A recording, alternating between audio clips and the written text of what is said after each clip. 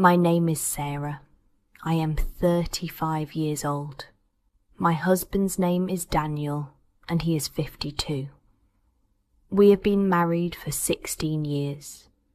We have 2 daughters. Our first is 14, and our second is only 2. We lived a simple and quiet life. Daniel went to work every day, and I stayed at home. I cooked, cleaned, and took care of our children. I believed we were happy. I believed Daniel loved me. But one day, everything changed. I found out something terrible. Daniel had a girlfriend. When I first heard it, I refused to believe. I thought, not Daniel. We've been together too long for that. But deep inside, I knew something was wrong. He started coming home late. He spent too much time on his phone. He smiled at messages I couldn't see. I asked him, "Daniel, is it true? Do you have a girlfriend?"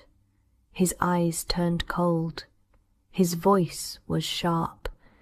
"You're imagining things," he said angrily. But his anger told me the truth. One night, when he was sleeping, I picked up his phone. My hands were shaking. I was scared, but I needed to know. Suddenly, he woke up. "Why are you checking my phone?" he shouted. "You have no right!" I froze. My heart pounded. Later, I looked at his phone bill. I saw a number he called every day. I dialed it. A woman answered. Her voice was calm and cold. "Yes, I know Daniel," she said. "Yes, I'm his girlfriend." My throat closed.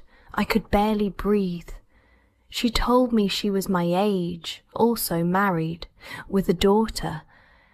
She even laughed and said, "It's not my problem if my husband finds out." I hung up the call, shaking. Then I faced Daniel again. "I know the truth," I whispered, but he only grew angrier. "I'll end it when I want. You can't tell me what to do." Tears filled my eyes. I remembered our early years, our wedding, when he promised to love me forever. I remembered the day our first daughter was born, and how gently he smiled at her tiny face. But that man was gone. The one standing before me now was cold and cruel. It wasn't even the first time. After our first daughter was born, he had cheated once before. I forgave him then. I thought it would never happen again. But it did. I stayed home with no job. The apartment was in my name, but the loan was heavy. Daniel wanted it that way. If he left, the debt would still be mine. I felt trapped. He used his money as power. One night, he said with a cruel smile, "I can do whatever I want. Even have another girlfriend." The pain in my chest was unbearable. Our eldest daughter noticed too. One day she stood up to him. "Dad, please stop." "This is wrong," Daniel shouted at her, using harsh words no father should say. She ran to her room crying. He was not only breaking me, he was breaking our children. Soon he stopped coming home at night. "I'm working late," he said. But I knew he wasn't. I sat alone in the dark, listening to the ticking clock, waiting for the sound of his car. But the night passed empty. In the morning he returned angry. "Stop asking questions!" he yelled. "I'm tired of this." One day he said he wanted to go on a trip. "Can we go together?" I asked softly. No, I want to go alone, he replied coldly. Then I noticed our money was disappearing. I checked our bank account. He was spending on restaurants, gifts, hotels. Not for us, but for her. Bills piled up. I worried about food. I worried about everything. He didn't care. Stress ate me alive. I couldn't sleep or eat. My doctor said I needed rest, but how could I rest when my family was falling apart? Our older daughter stopped laughing.